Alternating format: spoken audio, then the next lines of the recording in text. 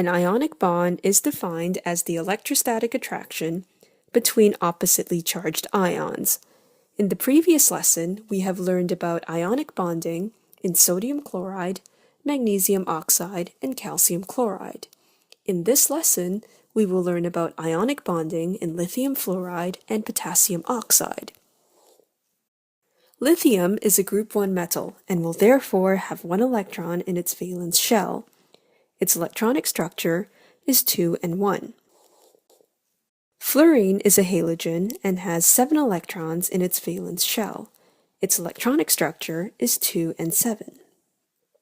Lithium transfers its valence electron to fluorine, forming a lithium ion and a fluoride ion.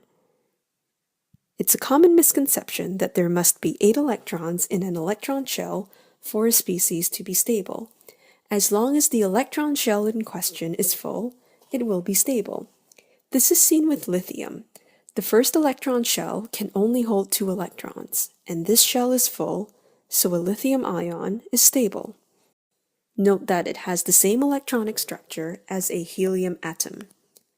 The lithium ion and the fluoride ion are oppositely charged and will be electrostatically attracted to one another, thereby forming an ionic bond.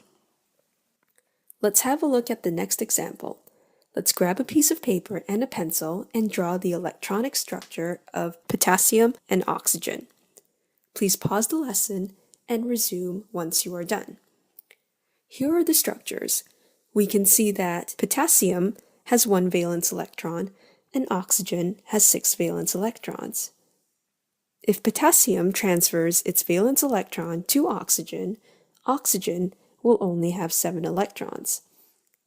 Oxygen will want 1 more electron to fill its valence shell, and it gets this electron from another potassium atom. So 2 potassium ions are formed, and these 2 will be electrostatically attracted to the oxide ion.